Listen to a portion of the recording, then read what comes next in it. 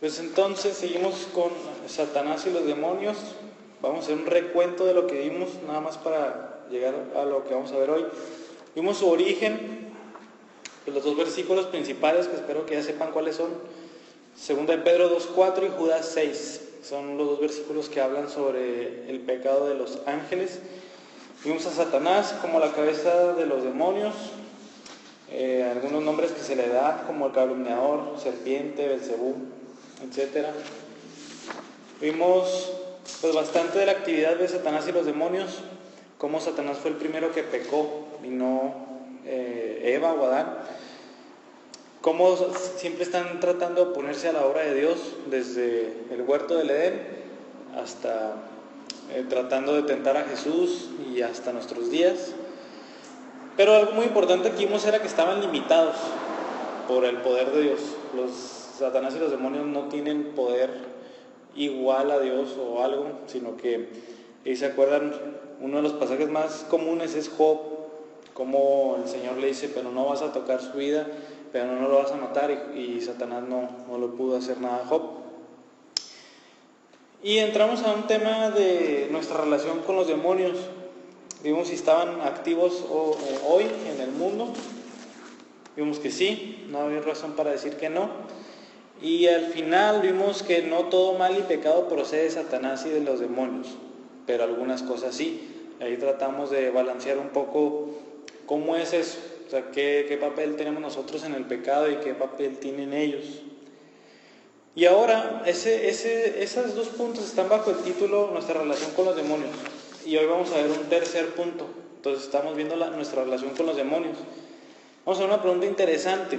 Número 3, ¿puede un cristiano estar poseído por un demonio? ¿Puede un cristiano estar poseído por un demonio? A lo mejor de las preguntas que en cuanto vimos la clase, a lo mejor nos saltaron a la mente, ¿no? La posesión. Bueno, vamos a decir algo primero que nada. En la Biblia, la palabra posesión o la palabra poseído no se usa nunca. Lo que el Nuevo Testamento nos dice es que alguien tiene un demonio, pero no que está poseído por él. Vamos a ver varios ejemplos. Por ejemplo, en Mateo 11:18, dice, vino el Hijo del Hombre que come y bebe. No, perdón, ese es el 19. 18 dice, porque vino Juan que no comía ni bebía y dicen, tiene un demonio. Entonces Juan el Bautista. Nos lanzamos un poquito más adelante a Lucas 7:33. Dice, porque ha venido Juan el Bautista que no come pan ni bebe vino y ustedes dicen, tiene un demonio. Ese es un versículo paralelo. En Lucas 8:27 dice, cuando Jesús bajó a tierra, le salió al encuentro un hombre de la ciudad poseído por demonios. Esa es una traducción. Dice, y que por mucho tiempo no se había puesto ropa alguna ni vivía en una casa sino en los sepulcros. Si tuviéramos otra Biblia a la mano, veríamos una comparación de esos versículos. Juan, el Evangelio de Juan 7:20. Juan 7:20. ¿Alguien puede buscar ese de Lucas 8:27 en la Reina Valera, por ejemplo? Juan 7:20 dice, la multitud contestó, tienes un demonio.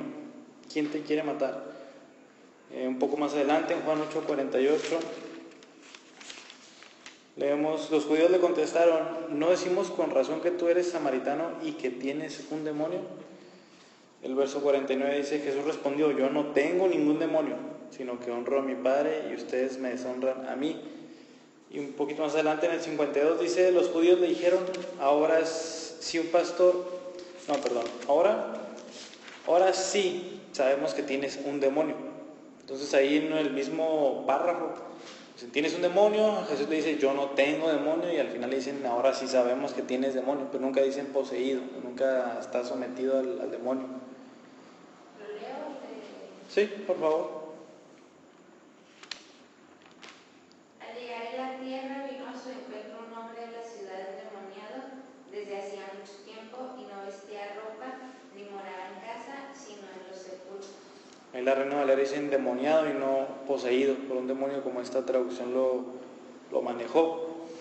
Y en Juan 10:20 leemos, y muchos de ellos decían, tiene un demonio y está loco. ¿Por qué le hacen caso?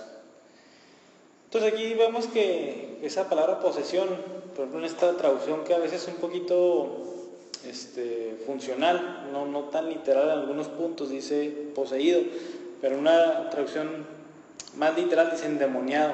Y en todos los que leímos dice tiene un demonio. Así se manejaban ellos, decían tiene un demonio o no lo tiene. La frase poseído por un demonio muchos la usan como una persona que tiene un demonio adentro y que no puede controlarlo, que no puede salirse de eso por sí mismo. En la Biblia hay un caso de esto. Sí hay un caso de eso, pero veríamos que es casi el único. En Marcos 5, del 1 al 20. Vamos a leerlo, porque es el caso del endemoniado gadareno, y es el de las personas que más sonadas fue, o si te acuerdas de un endemoniado de la Biblia, a lo mejor este es el primero que te acuerdas. Dice: llegaron al otro lado del mar, a la tierra de los Gadarenos. Cuando Jesús salió de la barca, enseguida se acercó a él de entre los sepulcros un hombre con un espíritu inmundo, que tenía su morada entre los sepulcros, y nadie podía ya atarlo, ni aun con cadenas, porque muchas veces había sido atado con grillos y cadenas, pero él había roto las cadenas y destrozado los grillos, y nadie era tan fuerte como para dominarlo. Siempre, noche y día, andaba entre los sepulcros y en los montes dando gritos e hiriéndose con piedras. Cuando vio a Jesús de lejos, corrió y se postró delante de él, y gritando a gran voz dijo: ¿qué tengo yo que ver contigo, Jesús, Hijo del Dios Altísimo? Te imploro por Dios que no me atormentes. Porque Jesús le decía: sal del hombre, espíritu inmundo. ¿Cómo te llamas?, le preguntó Jesús. Me llamo Legión, respondió, porque somos muchos. Le rogaba entonces con insistencia que no lo enviara fuera de la tierra. Había allí una gran manada de cerdos paciendo junto al monte, y los demonios le rogaron, diciendo: envíanos a los cerdos para que entremos en ellos. Jesús les dio permiso, y saliendo los espíritus inmundos entraron en los cerdos, y la manada, unos 2000, se precipitó por un despeñadero al mar, y en el mar se ahogaron. Unos 2000.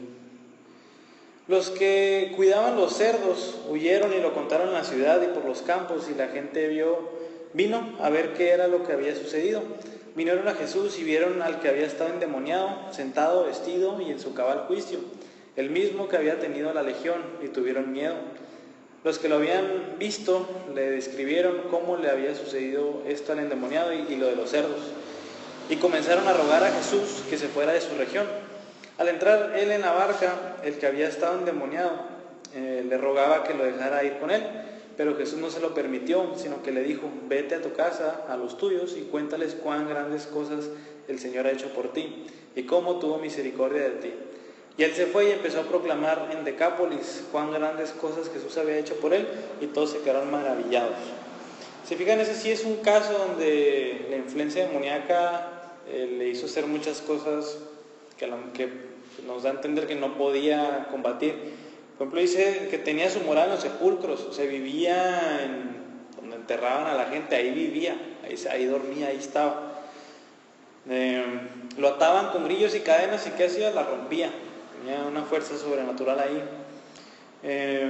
Se iría con piedras, por ejemplo. Entonces todo ese tipo de actos nos muestran que la influencia era casi total. Pero en la mayoría de los casos, en los otros casos que vienen endemoniados, eso no era así.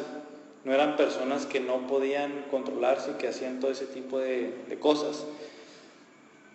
La esclava que menciona en 16, ¿es también un demonio? Sí, se me hace que ahorita lo vamos a ver un poquito más adelante. Sí, pero si te acuerdas, no, ella no, lo que hacía era adivinarle a los ricos, pero no era un caso de una mujer que hacía este tipo de cosas, por ejemplo. De hecho, sí, o sea, vamos a ver ahorita que le expulsó Pablo al demonio. Entonces, para responder la pregunta inicial, ¿puede un cristiano estar poseído por un demonio, tenemos que deshacernos primero de esa palabra, de estar poseído. ¿Por qué? Porque la Biblia no la maneja. Y nuestro entendimiento siempre de posesión es ese, el que una persona haga cosas involuntariamente. Entonces por eso primero hay que deshacernos de ese término y así quitar mucha cosa que nosotros traemos con ese término. Si usamos una definición de que estar poseído o tener un demonio implica que una persona está influenciada totalmente por un demonio, como el endemoniado gadareno, no. Un cristiano no puede ser poseído, para usar esa palabra, por un demonio de esa manera. Pues hay muchas razones para eso y algunos versículos, pero de los más importantes es que pues cuando alguien viene a Cristo, ¿quién viene a morar dentro de él? Ahí dice Corintios que es el Espíritu Santo. Entonces, una persona que tiene el Espíritu Santo dentro de él, es imposible que también llegue un demonio y estén de alguna manera los dos habitando dentro de él, o que el Espíritu Santo se salga y nada más esté el demonio o algo así. Sabemos que la Biblia ya no maneja nada de ese tipo de cosas, por eso es imposible que un cristiano es alguien que ha sido comprado por Dios, ha sido salvo, ha sido justificado, ha sido lavado con la sangre de Cristo, etcétera. ¿Cómo a una persona así le va a entrar un demonio y lo va a influenciar de manera total? Eso no se puede. Entonces, pero sí, un cristiano sí tiene cierta influencia demoníaca. Hay tentaciones que a veces son muy fuertes, demasiado fuertes, y sin duda ahí está la influencia demoníaca tratando de hacernos pecar. De ahí Santiago 4:7 que tenemos que resistir al diablo. Y también Pedro, se me hace que sí, en 1 Pedro 5 también Pedro dice lo mismo: resistan al diablo. O sea, no. ¿Y qué significa resistir al diablo en ese sentido? No caigan en esa tentación tan fuerte que están teniendo. Entonces, si usamos la palabra poseído en ese sentido, alguna influencia, sí, un cristiano sí tiene influencia demoníaca, y lo que tiene que hacer es resistir el impulso de caer en la tentación que le está viniendo. Pero entonces también está muy limitado lo que puede hacer un demonio. O sea, lo más que nos pueden hacer es tentarnos. También ahí está el caso con Pablo, que le cayó un aguijón en la carne, y dice un mensajero de Satanás. Entonces en ese sentido el Señor fue quien le permitió otra vez que el demonio le hiciera ese daño a Pablo. Pero otra vez todo está bajo la soberanía de Dios, bajo el permiso de Dios. Y es en ese sentido en que un cristiano puede ser poseído, o más bien que tenga influencia demoníaca, pero no en el sentido en el que todos pensamos inmediatamente, que es el que de repente le entra un demonio y empieza a hacer cosas raras. ¿Una duda ahí con eso? ¿Me repites lo que le pasó a Pablo? Vamos a leer 2 Corintios 12. En el 2 Corintios 2 empieza a decir Pablo como en una ocasión dice, no sé si en el cuerpo o no sé si fue una visión, pero yo vi al Señor y me dijo cosas, y siempre dice, y no sé, dice, y conozco a tal hombre, dice, si en el cuerpo o fuera del cuerpo, no lo sé, Dios lo sabe. O sea, no sé qué pasó en ese momento, no sé si estaba aquí o allá. Y en el verso 7 dice, y dada la extraordinaria grandeza de las revelaciones, o sea, esa ocasión, dice, por esta razón, para impedir que me enalteciera, me fue dada una espina en la carne, o la Reina Valera siempre ha dicho aguijón, un aguijón en la carne. Dice, un mensajero de Satanás que me abofetee para que no me enaltezca. Dice, acerca de esto 3 veces he rogado al Señor para que lo quitara de mí, y Él me ha dicho, te basta mi gracia, pues mi poder se perfecciona en la debilidad. Y por tanto, con muchísimo gusto me gloriaré más bien en mis debilidades, para que el poder de Cristo more en mí. Entonces ahí Pablo está diciendo, para que yo no me exaltara, diciendo, yo he tenido estas revelaciones, el Señor me ha mandado un aguijón en la carne, una espina. Nadie sabe qué es. Pablo no dice qué fue esta espina en la carne, pero eso lo mantenía humilde para que no se enalteciera. Y dice un mensajero de Satanás que me abofetee para que no me enaltezca. Entonces cada vez como que Pablo tenía deseos de enaltecerse, la espina en la carne ahí estaba. Pero dice un mensajero de Satanás. Es todo lo que dice Pablo ahí. Entonces, pues lógicamente un no cristiano sí puede ser poseído en la manera del gadareno. ¿Y cómo? O sea, ¿cómo estás más expuesto a que te pase eso? Sí, platicamos la semana pasada que, o sea, con nuestra vida, bueno, hablando de un no creyente, con su vida le puede tener más o menos influencia demoníaca. Si se presta a mucho tipo de cosas, ahorita vamos a ver que si es alguien que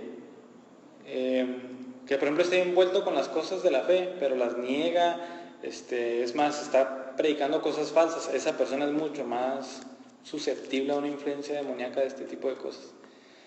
Por ejemplo, pues sabemos que los que hacen ritos a Satanás y todo eso, a esas personas sí les pasan mucho ese tipo de cosas. ¿Por qué? Porque están muy sometidas a la influencia demoníaca.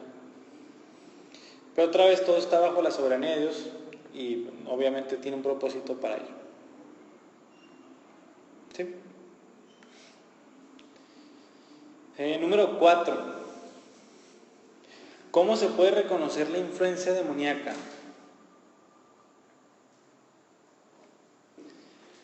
¿Cómo se puede reconocer esa influencia demoníaca? ¿Cómo podemos saber que está ahí?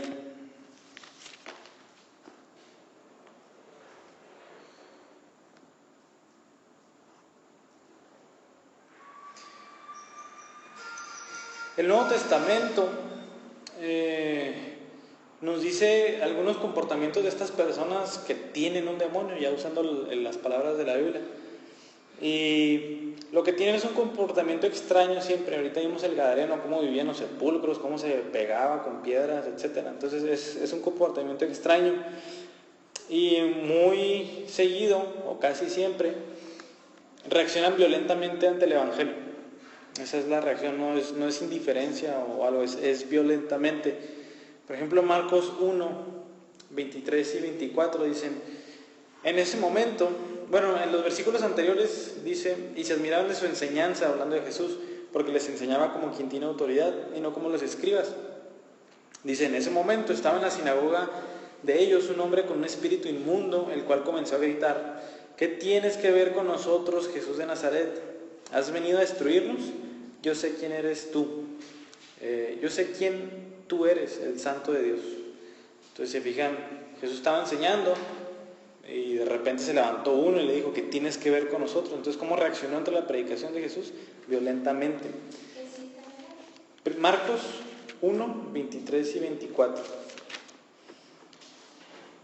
Para que lo marque también, Marcos 5, del 2 al 5, que es el endemoniado gadareno. Pero esos versículos mencionan lo que hacía el gadareno. Para decírselo rápido, vivían en los sepulcros, nadie podía atarlo, rompía cadenas, nadie era tan fuerte como él. Día y noche andaba en los sepulcros y en los montes dando gritos y hiriéndose con piedras. Entonces es un comportamiento demasiado extraño. Y más adelante pues leemos cómo le dice que tienes que ver conmigo, Jesús de Nazaret. Pues una reacción también violenta por ahí. Otro ejemplo lo tenemos en Lucas capítulo 9, versos del 17 al 22.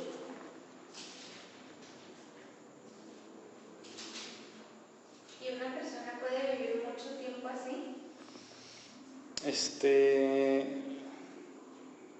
Sí, puede vivir mucho tiempo así. Hay algunos casos, pero ahorita no me acuerdo de las citas donde le decían a Jesús que ya tenía mucho tiempo así. O sea, no se puede vivir.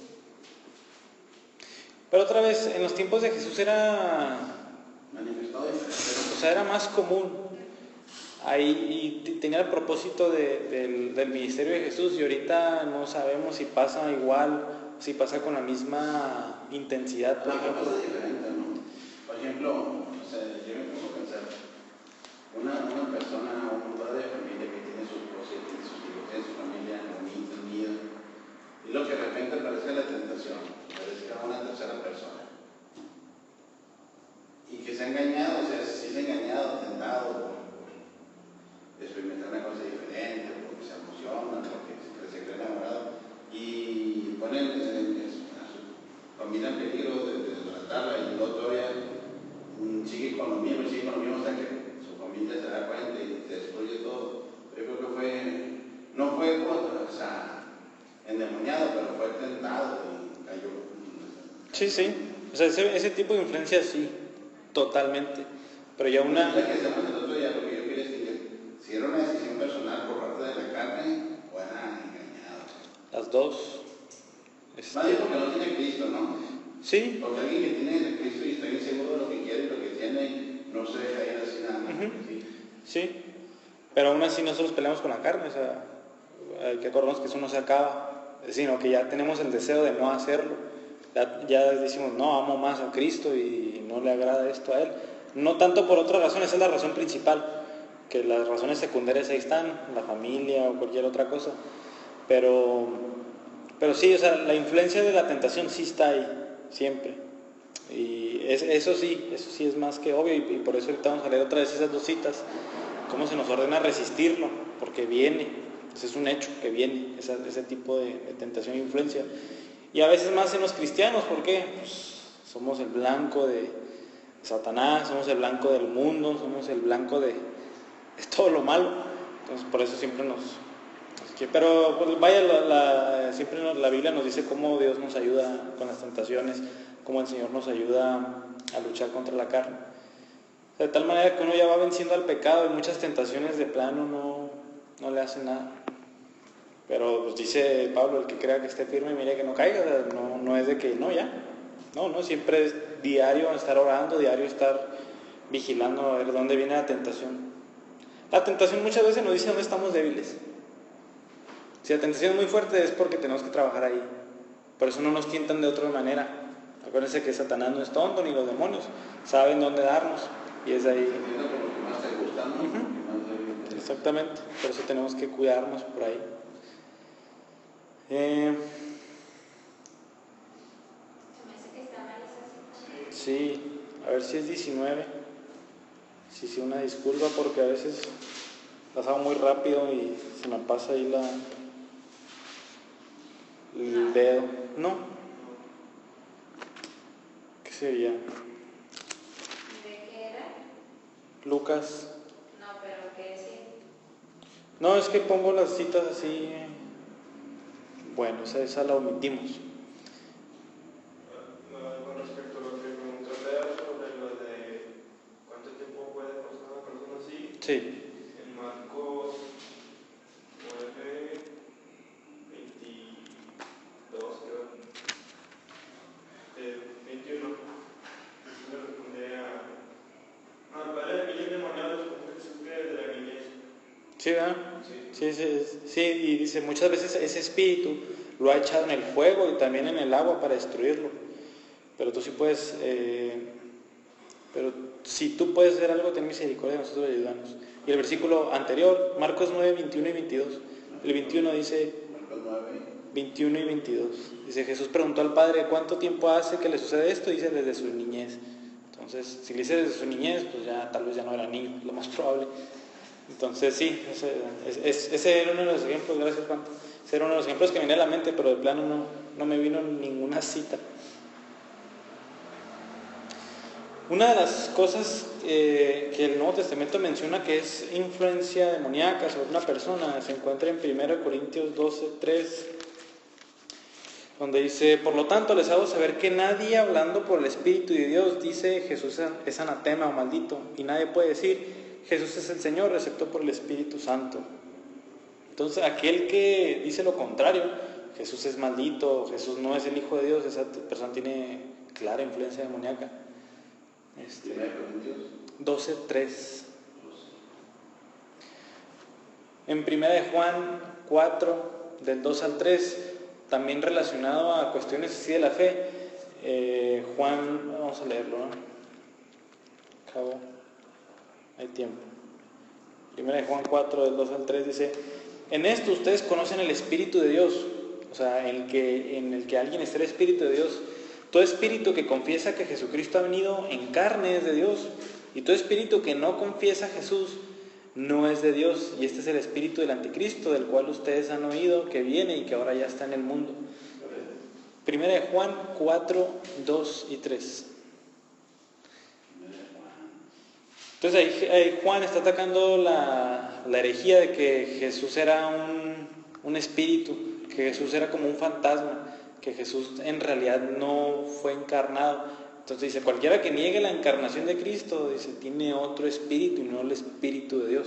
Lo que claramente dice Juan ahí. 4, 2 y 3.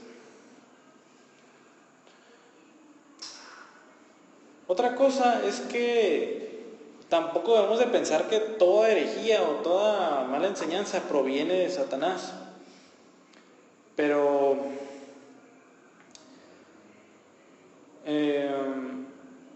Pero sí, aquellas que dicen hablar por el Espíritu de Dios, aquellos que dicen, no, sí, el Espíritu de Dios está aquí con nosotros y nos dijo que Jesús no vino en la carne. Esa claramente es una influencia demoníaca. Quiero que sí quede claro ahí. Como muchos grupos que niegan la Trinidad, por ejemplo, como los testigos de Jehová, dicen, no, el profeta nos dijo esto y viene de parte de Dios. Esa es clara influencia demoníaca ahí en esa secta. También hay ocasiones donde subjetivamente, o sea, nosotros nada más de ver y pensarlo, podemos a lo mejor discernir que alguien tiene influencia demoníaca. Devolviéndonos a 1 Corintios 12, en el verso 10, uno de los dones que algunos tienen, dice, hablando de los dones, a otro poder de milagros, a otro profecía, y dice, a otro discernimiento de espíritus. Entonces a lo mejor hay personas, cristianos fuertes, maduros, que a lo mejor estando con algunas personas pueden sentir cierta discernimiento, decir, esta persona... 1 Corintios 12:10, que a lo mejor tiene algún espíritu malo, no que esté poseído otra vez. Pero por su comportamiento, ¿no? Sí, así, pero también como subjetivamente, o sea, tal vez algo que la mayoría no nos daríamos cuenta, pero que él sí puede discernirlo. O sea, discernirlo es nada más como darse cuenta, nada más estar ahí en esa presencia. Entonces, esas son las maneras en las que podemos reconocer influencia demoníaca. Si fijan, quiero que separemos poseído con influencia demoníaca. Influencia demoníaca no significa siempre poseído como lo entendemos.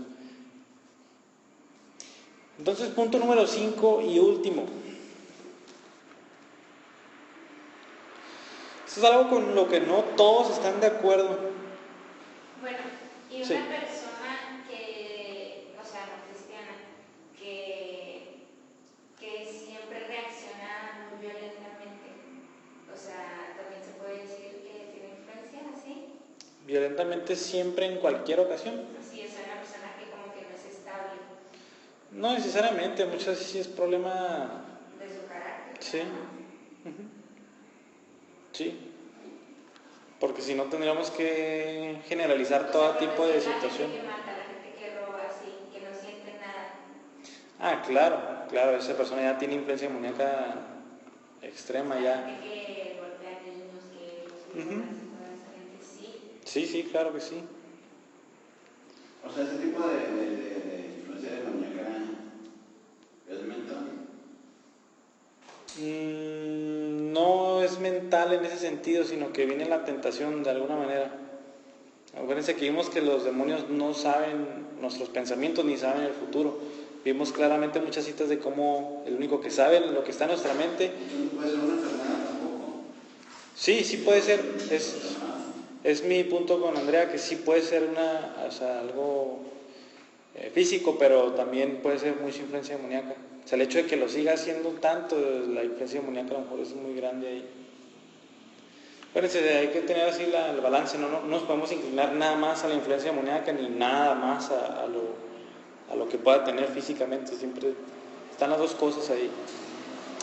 Bueno, este quinto punto no muchos están de acuerdo, pero vamos a ver las citas.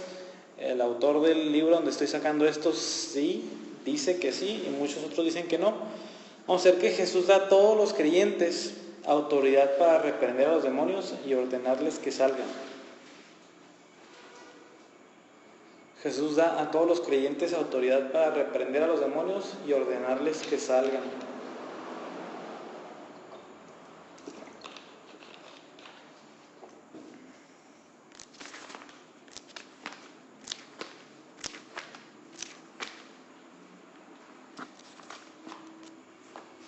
Vamos a empezar a hacer el caso fuerte poco a poco.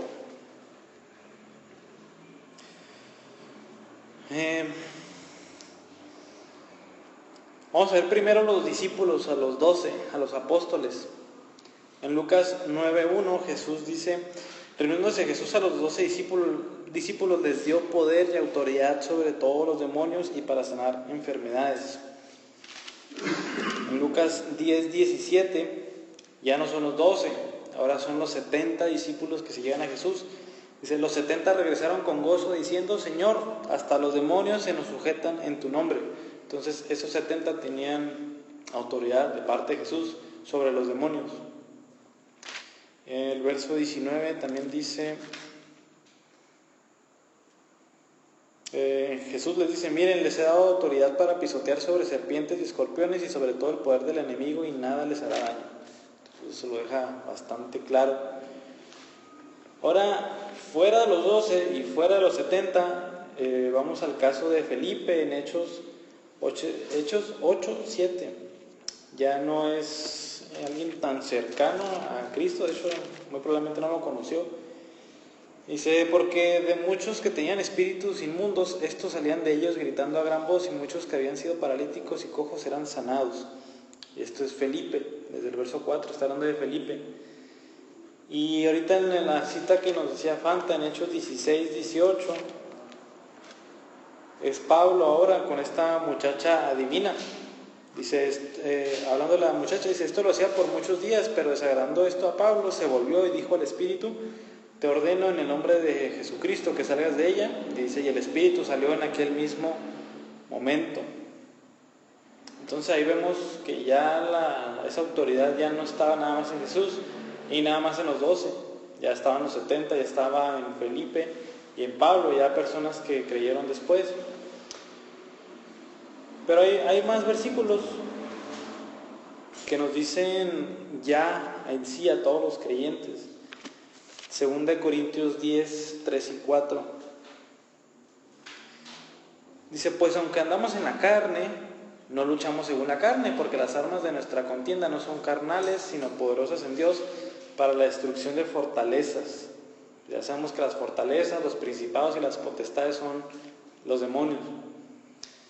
En Efesios 6, del 10 al 18, ¿qué tenemos ahí? La armadura que nos ordena ponernos. Y ojo, vamos a leerlo, dice, por lo demás, fortalezcanse en el Señor y en el poder de su fuerza. Revístanse con toda la armadura de Dios para que puedan estar firmes contra las insidias del diablo. Porque nuestra lucha no es contra sangre y carne, sino contra principados, potestades, poderes de este mundo de tinieblas, contra las fuerzas espirituales de maldad en las regiones celestes. Y ahí empieza a decirlos uno por uno, dice, por tanto tomen la armadura de Dios para que puedan resistir en el día malo y habiéndolo hecho todo, estar firmes. Estén pues firmes, ceñidas su cintura con la verdad, revestidos con la coraza de justicia y calzados los pies con la preparación para anunciar el evangelio de la paz. Sobre todo tomen el escudo de la fe con el que podrán apagar todos los dardos encendidos del maligno. Vimos que maligno era un título para ¿quién? Para Satanás. Dice, tomen también el casco de la salvación y la espada del Espíritu, que es la palabra de Dios. Con toda oración y súplica oren en todo tiempo en el Espíritu y así velen con toda perseverancia y súplica por todos los santos. Santiago 4:7, ya se los mencioné algunas veces, pero vamos a leerla tal cual de nuestra Biblia. Dice, por tanto sométanse a Dios, resistan pues al diablo y huirá de ustedes. Primera de Pedro 5, del 8 al 9 dice, sean de espíritu sobrio, estén alerta, su adversario, ¿quién? El diablo, anda al acecho como león rugiente buscando a quien devorar. Dice Pedro, pero resístanlo firmes en la fe, sabiendo que las mismas experiencias de sufrimiento se van cumpliendo en sus hermanos en todo el mundo. Entonces aquí ya todos los creyentes tienen que tener esa lucha espiritual, todos los creyentes ya tienen que resistirlo. Hay una objeción de encarar a alguna persona endemoniada y muchos usan Judas 9. Dice Judas 9, pero cuando el arcángel Miguel luchaba contra el diablo y discutía acerca del cuerpo de Moisés, no se atrevió a proferir juicio o maldición contra él, sino que dijo, el Señor te reprenda. Es un versículo raro, hay que explicarlo un poco. Los judíos tenían esa tradición de que, o bueno, sí aparece en la Biblia, de cómo el cuerpo de Moisés nadie sabe dónde lo enterraron. Entonces aquí Judas nos explica una tradición que tenían y parece que la afirma, que sí es cierta. Dice cómo el arcángel Miguel luchaba contra el diablo y discutía acerca del cuerpo de Moisés. Y dice que el arcángel Miguel, cuando estaba luchando contra el diablo, dice, no se atrevió a proferir juicio o maldición contra él, sino que dijo, el Señor te reprenda. Esto dicen, o sea, tú no eres nadie para pelear contra el diablo. Lo único que tienes que hacer es, el Señor te reprenda y ya, eso es lo que puedes hacer. Pero el contexto no es ese, el contexto no es la expulsión de demonios de una persona. Podemos leer desde el verso 8, dice, no obstante, de la misma manera también estos hombres, soñando, contaminan su cuerpo, rechazan autoridad y blasfeman de las majestades angélicas. Está hablando de falsos maestros, de personas que están hablando mentiras, y luego enseguida es el verso que acabamos de leer. Entonces, si se fijan, al final del verso 8 dice, y blasfeman de las majestades angélicas. Sí, dice angélicas, no angelicales. Esto es que esos falsos maestros como que se ponían a blasfemar y a decir muchas cosas sobre los ángeles y sobre los demonios, como si ellos tuvieran alguna autoridad sobre ellos. Por eso Judas le dice, miren, el arcángel Miguel no tuvo esa soberbia que ustedes tienen con los demonios ni con los ángeles, por eso no lo deben de hacer. Entonces, la referencia a Miguel, ¿para qué es? Pues para mostrar que la criatura angelical más superior, que en los ángeles vimos que Miguel es quien es el arcángel. Por más poderosa que sea Miguel, y podemos ver eso en Apocalipsis, él no se atrevió a ir más allá de la autoridad de Dios. O sea, Miguel nunca, por eso dice, no se atrevió a proferir juicio de maldición contra él, como si Miguel pudiera hacer eso. Más bien Miguel, ¿a quién se sometió? A Dios. O sea, dice, yo no voy a hacer eso, que el Señor lo haga. Entonces no tiene nada que ver con eso. Judas 9, para que lo tengan ahí en mente. Hay una autoridad espiritual que nos da Cristo. Y vamos a leer un versículo que se encuentra en Colosenses 2:15. Sobre qué pasó con la obra de Cristo en la cruz y sobre los demonios. Dice, y habiendo despojado a los poderes y autoridades, hizo de ellos un espectáculo público, triunfando sobre ellos por medio de él. Entonces, no podemos hacer nada con un demonio si no es por lo que hizo Cristo en la cruz. Ahí fue donde dice, hizo de ellos un espectáculo público, triunfando sobre ellos por medio de él. Entonces, si tenemos alguna autoridad, se basa nada más en el sacrificio de Cristo, no en algo que nosotros tenemos por nosotros mismos. Y como hijos de Dios, pues también tenemos, o sea, por eso lo tenemos, porque somos hijos de Dios, somos el pueblo de Dios. Cuando estamos en la guerra espiritual, que hablamos un poco de ella, ya vimos cómo sí es y cómo no es, tenemos que considerar que el Espíritu Santo que habita en nosotros es mucho, infinitamente más poderoso que cualquier demonio o de Satanás. Primera Juan 4:4 dice, hijos míos, ustedes son de Dios y han vencido a los falsos profetas. ¿Por qué? Porque mayor es aquel que está en ustedes que el que está en el mundo. También 2 Timoteo 1:7 dice algo similar. 1:7. Porque no nos ha dado Dios espíritu de cobardía, sino de ¿qué? Poder, amor y dominio propio. Pero ahí está la palabra poder. Y hablando sobre esto, sale la pregunta si debemos de dirigirnos al demonio y decirle y expulsarlo, o nada más orar, Señor, sácalo. Son dos cosas diferentes.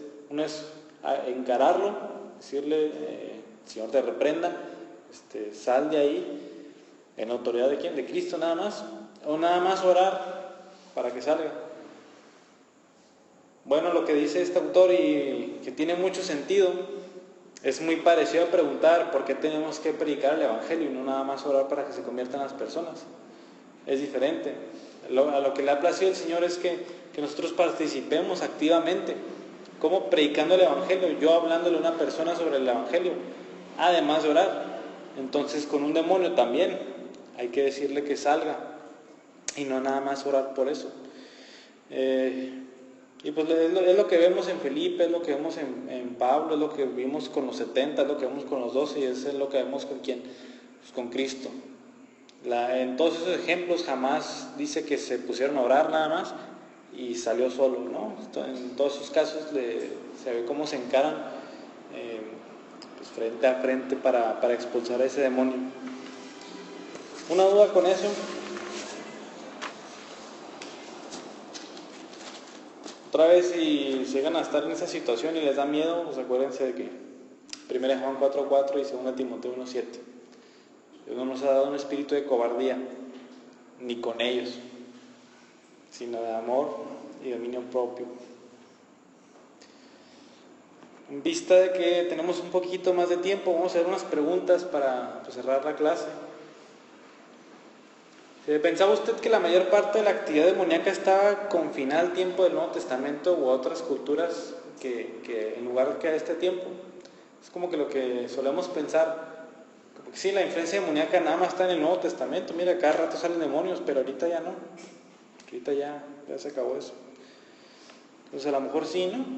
A lo mejor muchos tenemos esa idea, porque como no lo vemos, como el Nuevo Testamento lo dice con mucha frecuencia y nosotros no lo vemos casi nunca, es por eso que a lo mejor llegamos a pensar eso, que nomás en ese tiempo estaba la influencia demoníaca y ahora no.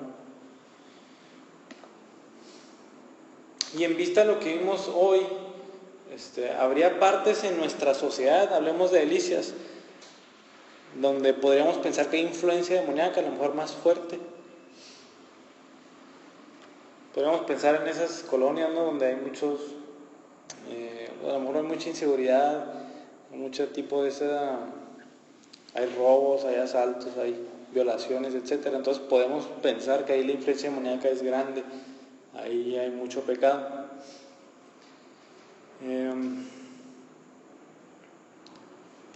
Y esto es más personal. No, precisamente no.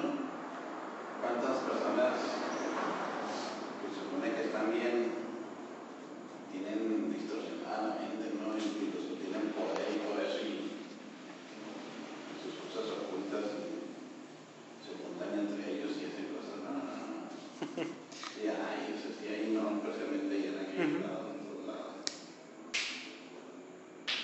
Y otra vez eso nos lleva a un entendimiento correcto, o sea, no nada más por ver eso, significa que ahí nada más hay ahí, o que hay más. Pero sí, en todas las áreas hay influencia demoníaca. A lo mejor no es muy visible a veces, pero de que la hay. Ya nosotros no sabemos qué tantas cosas pasen. Y una pregunta más personal es, ¿hay algún área de pecado en su propia vida que podría dar pie a alguna actividad demoníaca?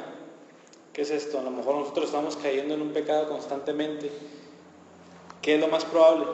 Que la influencia demoníaca se vaya sobre ahí. Si no pecamos, por ejemplo, si yo no miento nunca, la influencia demoníaca ahí no va a ser prácticamente ninguna. ¿Por qué? Porque ese pecado no caigo en él. Pero a lo mejor hay otros que sí, a lo mejor hay muchos que codiciamos algo. ¿Y qué va a pasar? La influencia demoníaca.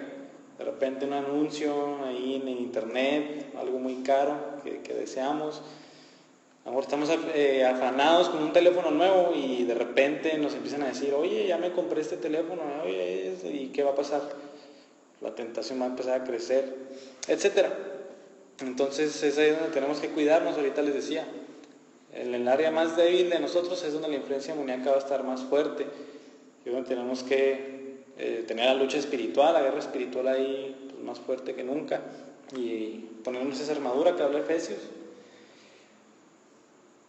Y hablando sobre ese pecado, que a lo mejor ustedes ya pensaron en alguno, ¿qué es lo que quiere el Señor que haga usted en relación con ese pecado? ¿Qué vimos? Uno de los errores que tiene la gente, ¿no? Expulsar al espíritu de mentira, expulsar el espíritu de holgazanería que tengo. No, si leímos el Nuevo Testamento, leímos una cita, ¿sí se acuerdan? De cómo el Nuevo Testamento no habla de la influencia demoníaca en el creyente, sino que ¿a qué le habla? A la carne, lucha contra la carne, esos son frutos de la carne, tú tienes que luchar contra ellos. Entonces, ¿qué quiere el Señor que hagamos con ese pecado?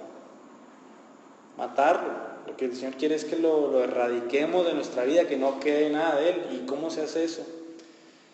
Nosotros tenemos que poner esa parte. Orar, estar